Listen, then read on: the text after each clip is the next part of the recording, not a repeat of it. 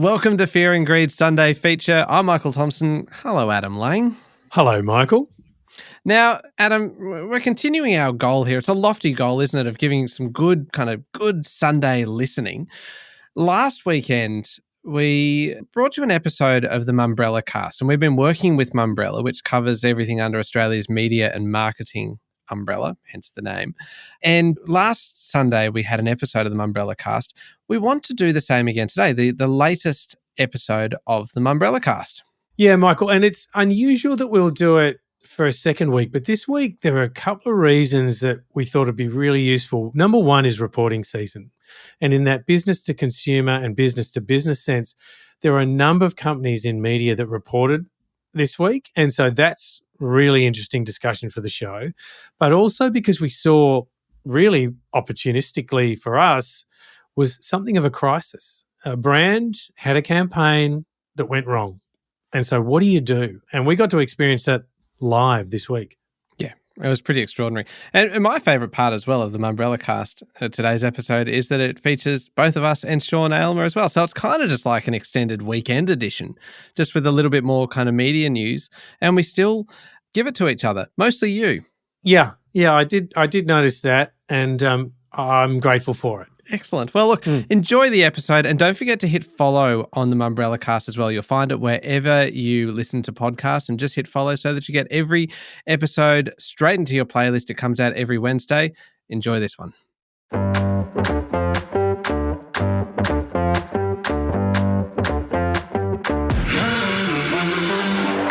Today, Krispy Kreme pulls an offensive ad after an exclusive story from Mumbrella, but how did it get through in the first place?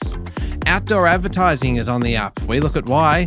The best work perks in Adland. What would draw you to your next workplace? And some remarkable stats on magazines that suggest maybe the end of print is not nigh, after all. Welcome to the Mumbrellacast, a discussion of everything under Australia's media and marketing umbrella.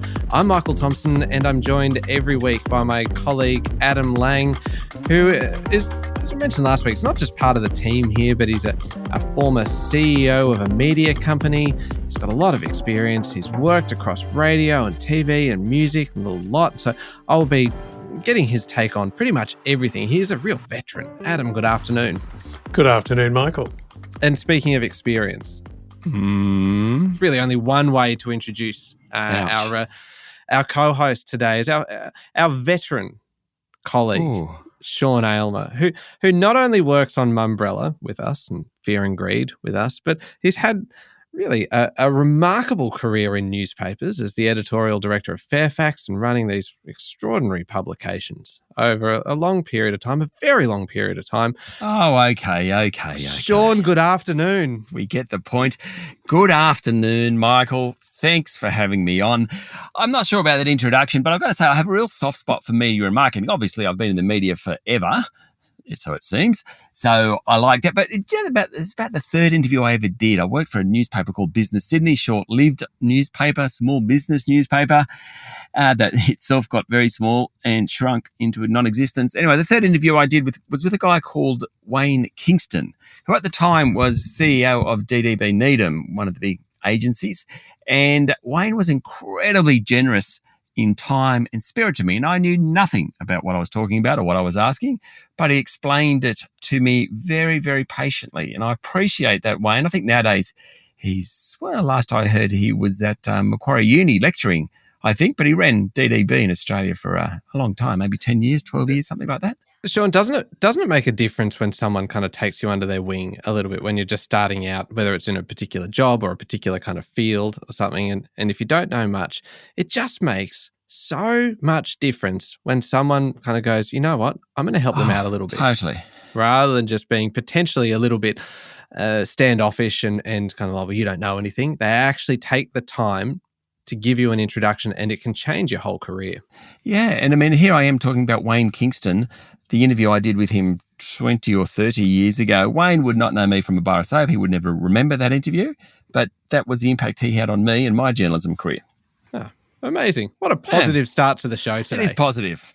Now, I don't know whether that's a good segue into our lead story today, because it was a fascinating one. And this was really Well, it's a Mumbrella exclusive. It was this week. Some great work by our colleague Lauren McNamara working on Mumbrella this week about a story about Krispy Kreme. And so just as a bit of background, this is what happened. Krispy Kreme, Australia, New Zealand launched a new campaign, and it was a series of spots, and it was designed to establish this idea that donuts are something that you can bring to a celebration, that they kind of bring people together, that you can kind of have them if you are celebrating a birthday or a sporting win or something along those lines. It was a campaign in collaboration with Able and Limehouse Production. And so what we noticed this week, and Lauren did a lot of work on this, that in one of those 4 spots, the word congrats, and all of the spots had the same kind of general theme that if there was an O in the word, whether it was sport or congrats, that would expand into multiple O's, and those O's would become donuts. Unfortunately, with the word congrats, as soon as there was more than one O, it actually spelt essentially a racial slur. And so Lauren did a lot of work on this and spoke to Krispy Kreme and contacted Able as well, the creative agency behind it. And so I wanted to talk to you both today about this and about this issue of questionable content actually getting through what you would assume be many, many lines of approval in order to do this. First of all, what did you make of this? And I'll start with you, Sean. What did you make of this week? Were you surprised that it actually made it out into the public before it was noticed? Totally. As you said, Lauren did great work. And the way the process went, Lauren said to you, Michael, hey, Michael, check this out. And you watched the ad and you turned around to me and said, check this out. And we all went, wow, you just can't do that. You can't have, that word C-O-O-N, congratulations, and get away with it. And Lauren did what she should. She rang the creative agency and she rang Krispy Kreme. Now, I don't know this for a fact, but it appears that they just hadn't noticed it. Like, certainly they weren't, they were certainly not being deliberately racist as far as I can tell. It was inadvertent, but they just hadn't noticed it. And that's what blew me away, because that would have gone through a lot of people and a lot of sign-offs, and it probably was great creative, but to go through so many people, yet when we 3 saw it, we all saw it immediately. And given the political environment at the moment and what's going on with the referendum, and it staggered me that it hadn't been picked up till now. That's kind of what has stuck with me on that story. And there's no question over kind of being too sensitive on this as well. Because, and Adam, in your take on this as well, there's really kind of no room for this in a campaign like that. It's meant to be a very positive, very kind of fun campaign about bringing people together. And really, I mean, congrats. They could use the word hooray. Just brainstorming again. It seems to be what I like to do. Use these podcasts as our own kind of brainstorming session. But there's really kind of no room for that in this campaign. No, and unfortunately with Krispy Kreme, internationally there is precedent for things that have not gone as well as they should have, and again were inadvertent. So it does seem to be a repeat issue for the brand, and that is unfortunate because those issues compound. And I think there's a few themes that come out of this. When a crisis happens, what do you do? And when we approached them, when Lauren approached them, they did apologise. They said it was inadvertent and they've withdrawn the ad. So there was clearly no intent to cause harm. But you really wonder, what atmosphere did this just slip by? And in the teamwork of brand, creative, media agency, it can't slip by. So now that it has, they've really got a bit of an approach to decide upon what are they going to do from here. And that too will be fascinating. Do you feel like it taints the rest of the campaign, or is the rest of the campaign able to kind of continue without it? It can, but I am an optimist, and shall I say I've been blessed with having lived through a few crises myself. And I think there's only one way to approach this, and that is there is opportunity in the crisis. There is something that you can do that makes this a better company, a better brand. It might not always be easy to get to. And sometimes it takes a lot of thought and consideration to get there. But that is the opportunity there. So I would say, yeah, absolutely, you can learn from this and do better by embracing the opportunity in this crisis. And to those involved, it'll feel like a crisis. Like this 24, 48, 72-hour period will be intense. And they really have to pull together all three of those parties, the brand, the creative, the marketing agency, with their marketing partners to, I think, reapproach this. Sean, do you reckon they've done brand damage here? I mean, in terms of the response seemed to be very quick in removing the offensive spot from the campaign. But do you think they've done kind of potentially long-lasting brand damage, Krispy Kreme? Yeah, totally. Adam, you're a half-glass full man. I love it about you, right? But Krispy Kreme is a repeat offender, unfortunately. It had an issue in, I'm going to guess, 2015 or thereabouts in the UK over a promotion that was used KKK, the Krispy Kreme part being the second and third K. That was an issue for them. When you do this a couple of times, you can't expect anything but brand damage. Yeah. And the problem is that, this is obviously run on Mumbrella. It's run in the mainstream media now. Every time someone Googles Krispy Kreme and hits news, it suddenly comes up about the campaign that went wrong. I just don't see that there can't be brand damage to them in the short term. Now, it's kind of, remember Rio Tinto, the Yukon Gorge disaster, and that was an absolute disaster. And they basically blew up caves which had indigenous paintings in them. They were I think this is 40,000 years old, thereabouts.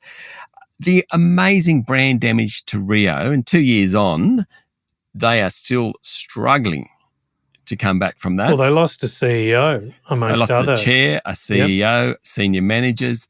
They also did an incredible review of workplace culture, what was going on, processes. In the end, the mining industry itself has changed, but Rio hasn't recovered from it. Now, this isn't as big as that, right? But I just don't think you can brush it off and think things will be okay. I think the brand damage will be lasting. Yeah, and I think as well, when going back to one of the initial points about this should have been picked up, because everybody is hyper aware of this, particularly in a kind of a brand marketing sense, considering the campaign a couple of years ago to change the name of Coon Cheese to Cheer Cheese, which was led by Dr. Stephen Hagan, who spoke to Mumbrella about his thoughts then on Krispy Kreme doing this. And so this is not as though this is just kind of come out of the blue, that there is kind of sensitivity and an issue with the use of this word. It should have been picked up, and as a result, there may well be this lasting brand damage. Look, I think we've covered this fairly extensively. It's worth having a look at mumbrella.com.au, have a look at the creative and just see some of the commentary around it, because it is a story that has gained quite a bit of attention both here and internationally across the last few days. All right, we'll take a very quick break and we'll come back and have a look at a few other stories from Mumbrella this week.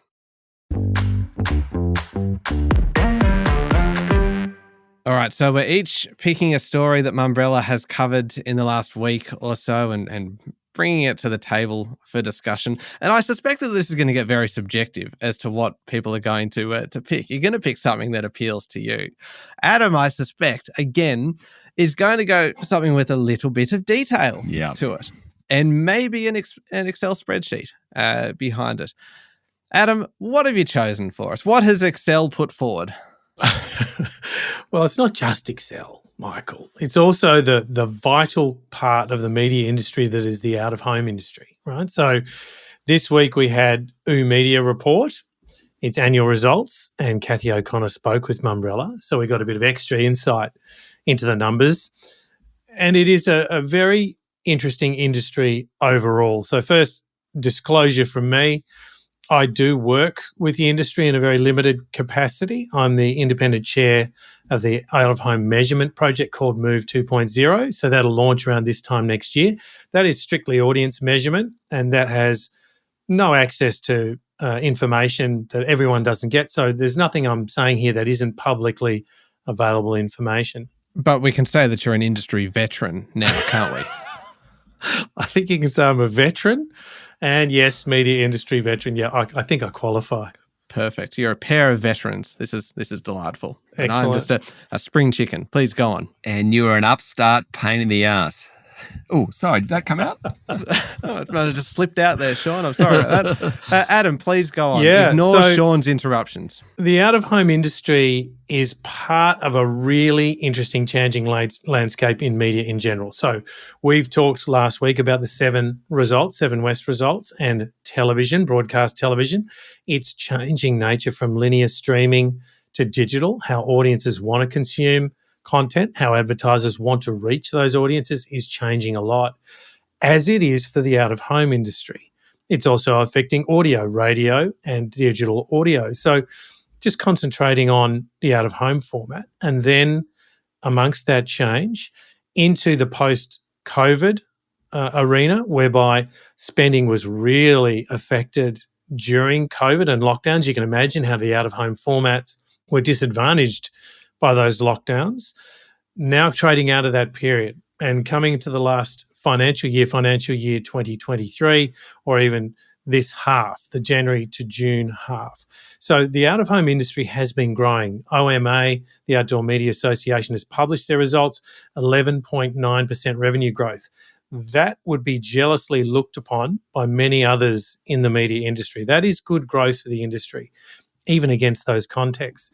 And within that, oOh!media, as their results showed us this week, have basically kept up with that share in a tale of two different quarters, January to March and then April to June. They had different revenue shares in those results, but they've basically held revenue share. And revenue share for oOh!media in out-of-home is at about 40%. So they are a Goliath in that industry. They are a big company. They've got formats, people, big companies. So it's always interesting to see what's going on. I think the things to watch for in amongst this is we know that there was some competitive changes.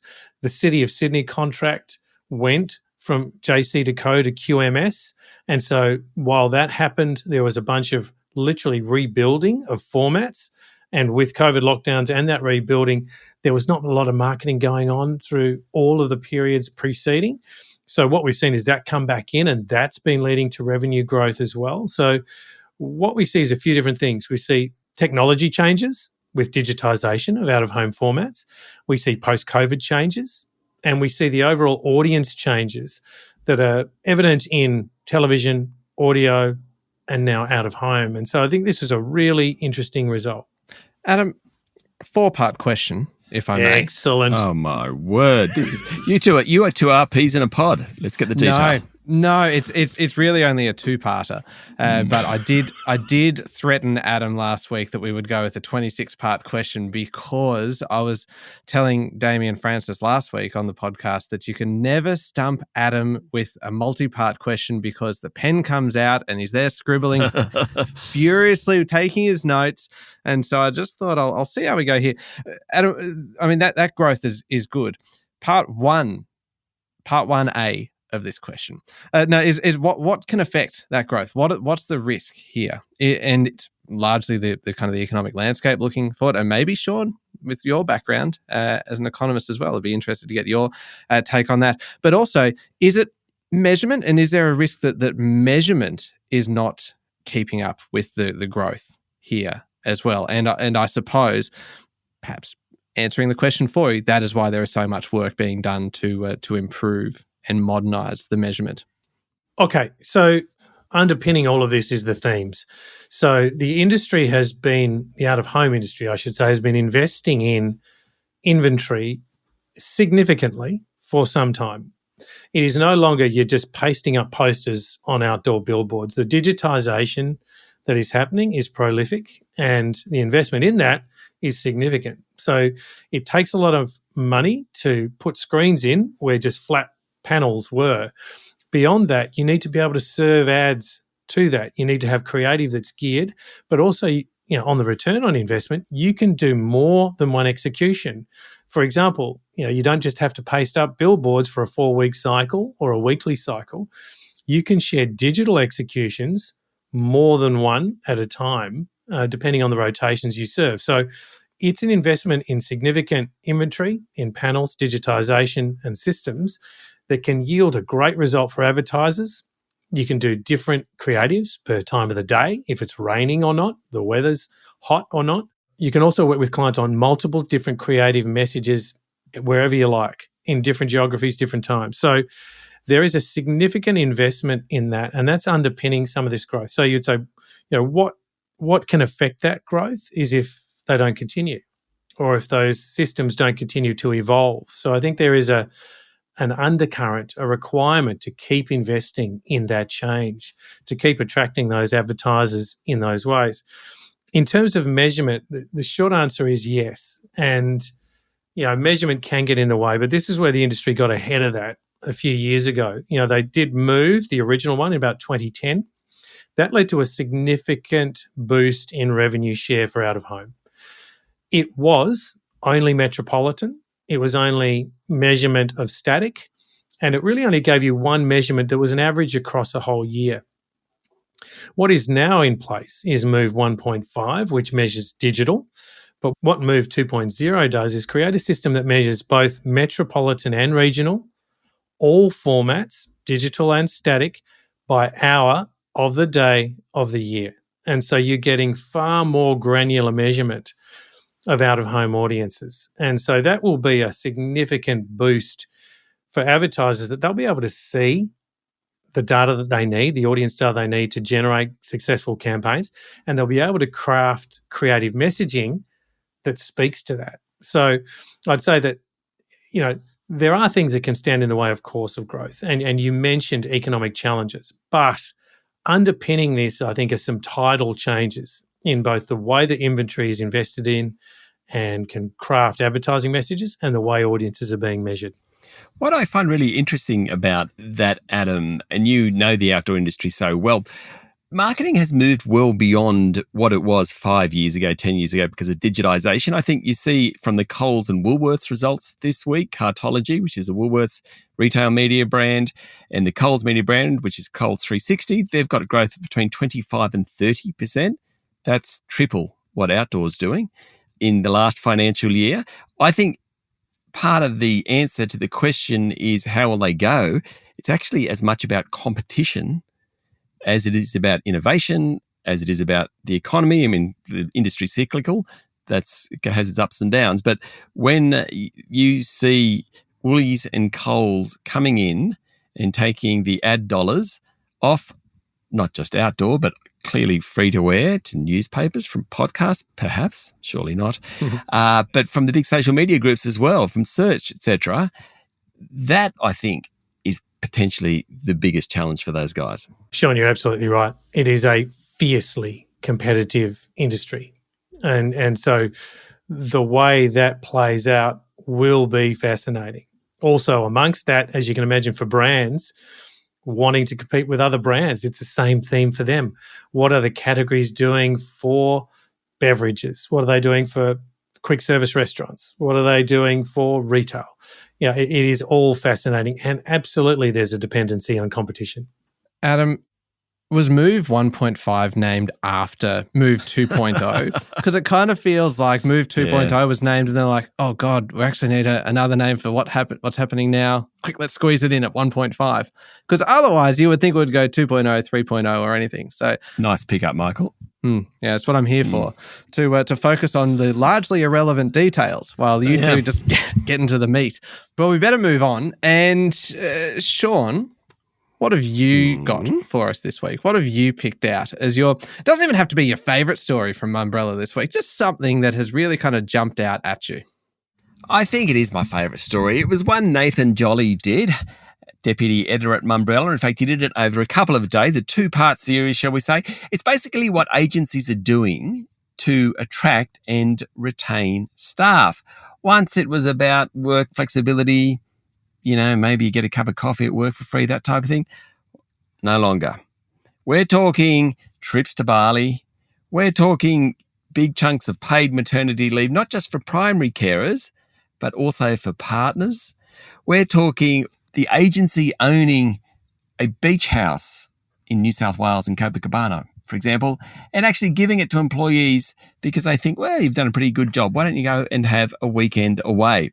It's kind of, I don't know whether this actually retains people. I still think the work you do, the people you work with, etc., actually determines whether or not you stay in an organisation. But still, the idea that you can work for 4 weeks of the year from a different time zone and not be penalised, it is kind of attractive. The idea that you will get a trip somewhere around the world, or you'll be part of a 50% profit share, or there'll be a staff Bitcoin pool. It's all pretty kind of, I mean, I just think it's fascinating what companies are doing, particularly in this industry, because many of the employees are younger. Many of the employees are quite willing to up and leave.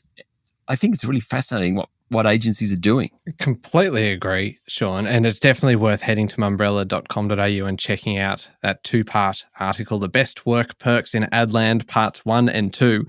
I mean, the annual ski trip is one that's offered. And that is amazing because, I mean, that's very expensive to go to the snow. And so wouldn't that be incredible? The one, though, work perk that would be an anti-perk for me is a dog-friendly office.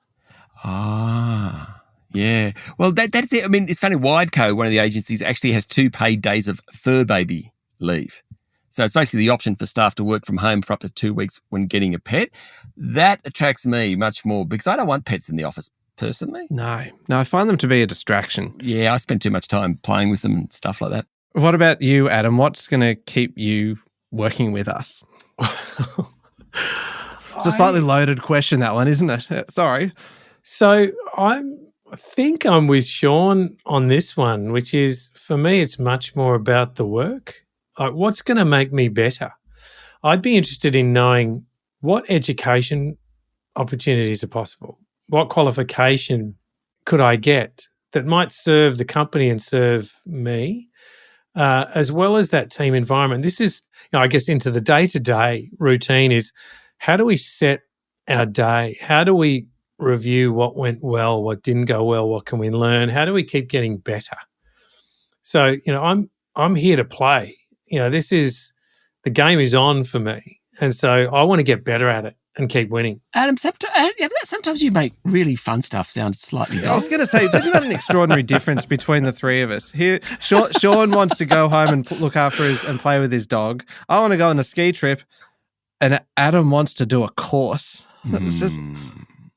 What I loved about this story, when Nathan, the first part, ran, it was amazing how many agencies got in touch and went, is that all they do? Get a load of this. This is what we do. And it became like, sort of upping each other about, and some of the stuff that they provide for is pretty amazing. And, others would come in and say, well, we have a early knockoff every second Wednesday, and you can also work from home on a Wednesday if you really want. And compare that to those who are saying, well, we don't care whether you're in the office or not. There is a big gap between different agencies over how they're managing people, definitely. Do you think, though, over time we're going to see these become the norm? That say those flexible working hours, that won't actually be a perk anymore to draw you to a workplace. That is actually just going to be a minimum expectation that you are going to be able to have that conversation with a potential employer to basically set work hours that are more suitable for you. Well, legally, the federal government has found itself in hot water over that, the public service, about the fact that they have to offer flexible work. It's actually a right, not a choice. It is interesting that the tech companies are bringing people back into the office, and they've led the way often in human resource management. I love the story recently that Zoom, which is made for remote work, told its staff that 3 days a week they need to be in the office. That's ironic, but I think it's fascinating that those big tech companies are bringing people back into the office. So I'm not sure whether we end up in a totally flexible workplace or not. I suspect not. I think the onus on companies now, perhaps more than ever, is to define their employment proposition. So we hear the EVP, the employee value proposition. And to me, that's an articulation of culture, right? What do you want to be? What do you want to be known for? How do you play the game? And so this has exploded through COVID. through necessity, Michael, as you said last week on the Mumbrellacast, and then back in again. We want to try and bring that back towards somewhere like we used to have it. But it does need to be redefined. I think the exciting part is how do companies choose to define their culture around what they want and how they play the game, and can they win doing it? Sean, did Adam just succeed in doing it again? Yeah, I think so. That's 2 from 2. I listened to most of it. But is it a 3 strikes rule? Do I get banned off the Mumbrellacast if I You've do got a it yellow again? card at the moment. Now, we haven't heard your story of the week, Michael. Well, look, actually, mine's just a quick one, really. But it's a bit of good news. I like this story because it's a little bit positive. I'm sick of all the negativity around. And last week I talked about how we had TV ad revenues declining, but there was a rise in broadcast video on demand, and at the same time, rise in podcast advertising as well. And they were both examples of very kind of digital, very forward-looking media. And so you get the kind of impression that things are kind of moving ahead. This week, though, we've had stats about, of all things, magazines. And you can't get much more old school than your good old-fashioned magazine. So anyone who thinks, though, that the magazines are like newspapers, as everyone probably says every decade, print is dying. Just look at this. Look at these stats. These are from Our Media, which publishes Better Homes and Gardens and the Women's Weekly and TV Week and a bunch of other titles. Better Homes and Gardens is still the most read paid print magazine in Australia, but the average readership is up 16% for the June quarter. The Australian Women's Weekly, that's up 10% year on year. There's a spin-off there, the Cooking with the Australian Women's Weekly, that was up 18%. Women's Day up 14%. TV Week up 21%. These are pretty extraordinary figures for a medium that is supposedly going backwards. I love this story. Yeah, I love this story too. And Sean, I'd be interested in your perspective because you would have heard it said so many times, working in print for decades, that kind of newspapers were bound for extinction. Yes. Now, I must tell a story. I was the editor-in-chief of BRW for a while, and it did okay, but it was obviously not going to remain a proposition in print. And I remember discussing it with the CEO of Fairfax at the time, and basically we had come to the conclusion that BRW print edition would close. All fine. Mm-hmm. At the AGM, the general meeting for shareholders for Fairfax, the then chair, Roger Corbett, stood up and said, someone asked about BRW, and he said, yes, but it will remain an online presence. We will have its own website. Off we go. Now, the truth of the matter is that I hadn't given that much thought. I just kind of, in my mind, had assumed that we were closing BRW and it would be morphed into the AFR. In that moment, as Roger Corbett, the chair, who clearly I had not briefed correctly, said, yes, it will have an online presence, I just remember texting someone saying, we better get that website going. Were you on the floor at the AGM at the time? Yeah, totally. Anyway, leaving that aside, print's been dying forever. It has to be a subscription-based product now because it can't be advertising-based. You still have some magnificent magazines, in the US particularly, Atlantic Monthly, New Yorker, incredible writing, incredible stories, but even they're struggling. So I hope this is right. I hope readership's up. The one thing about magazines are that they're kind of destinations. So you get a magazine and you read it as a thing you want to do. You're not scrolling TikTok. You don't scroll a magazine. When you go onto social media, you scroll, you see if anything grabs your attention. The great thing about magazines is you buy it and it might cost you $8. And so you sit and make the effort to get something out of it, which of course is great for advertisers. So I'm still slightly cynical about whether print has a long-term future, to be honest. But these are very encouraging figures. So I love this story too, Michael. And the reason is that, of course, I see the internal business element of it, and it is grappling with that significant change. So morphing from a print into a digital product, or really it's not from one to the other, it's a hybrid of both, but navigating the audience requirements, the advertiser requirements and the operational requirements. That, to me, the fact that they've been able to achieve audience growth is significant, and well done to them. I hope they can make it continue. Adam, did you know there's a body in the US called the Chartered Institute of Public Finance and Accountancy? Do you know what their quarterly magazine is called? It is called Spreadsheet Magazine. And I was just, while you were talking, I was Googling to see whether I could get you a subscription to this magazine, knowing your affection for a good old-fashioned Excel spreadsheet. And wouldn't you know that in 2020, Spreadsheet Magazine was officially retired. So it's probably... Maybe we can have another crack at it. Yeah, reinvent Spreadsheet Magazine for a new generation, digital only. It's a case study for the Mumbrellacast. Yeah, indeed. All right. And on that note, I think that's pretty much all we've got time for today. Thank you both very much for your time. Thank you, Sean. Thanks for allowing me on, Michael. No worries. It's great to have a veteran with us. And speaking of veterans, thank you, Adam. Thank you, Michael. And before we sign off, I am looking forward to seeing you at the Mumbrella Sports Marketing Summit tomorrow at Randwick Racecourse and the Sports Marketing Awards. And we'll see in a category of 10 who the winners are. But there's some great topics of discussion at this summit, and we'll be reporting from it live from the floor at Mumbrella. So please, for anyone interested in sports and sports marketing, especially around this time of massive success like the Matildas and the World Cup, there is so much to talk about and so many opportunities to glean information from. Yeah, well said. That is tomorrow, Thursday, the 24th of August. Hopefully we'll see you there. And this is the Mumbrellacast. Remember to hit follow on the podcast and head along to mumbrella.com.au for more information on pretty much everything that we've talked about today. Thanks for your company. See you next time.